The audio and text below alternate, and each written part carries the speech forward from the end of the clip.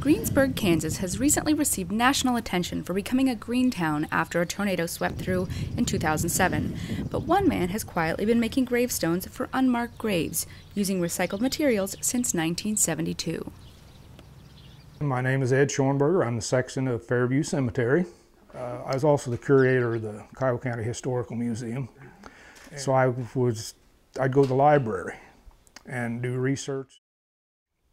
I got to noticing there'd be a little line down here in the bottom that said the baby of so-and-so died last weekend, or the wife of so-and-so died, and I think I documented about 350 people that are buried out here.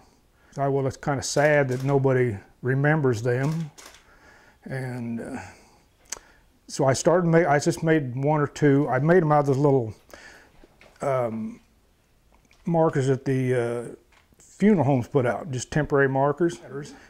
So I made my own letters and numbers out of copper wire and a small edger to go around the edge of the stone. But it doesn't matter whether you lived 10 seconds or 110 years, you were important to somebody and should be remembered. And then the fence that was around the grave, that's what I used for the material to make the marker.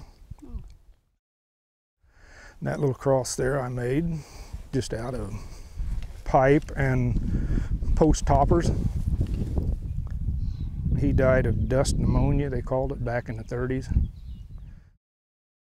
Every person out here has a story. They were triplets. And these two boys actually died in her womb, and the third one was healthy. If they operated, they stood a chance of injuring the healthy one. She carried these two dead infants in her womb until they were born. This is John Alfred Anderson.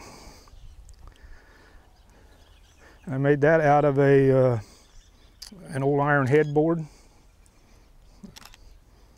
and chain and whatever else I had available. This, I think, was a frame for a bell, a little farm bell. And this are the centerpieces of a 1955 Chrysler Imperial hubcap. We've had some ex-slaves out here. They came to Kansas and settled.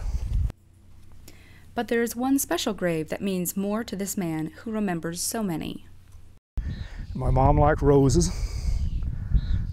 Those roses on there were the back of a park bench. Actually, she's not there.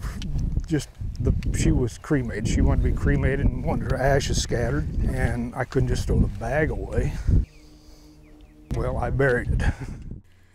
The cemetery is a place where things didn't change much after the tornado, and Ed Schoenberger says he plans to keep on remembering those who history forgot.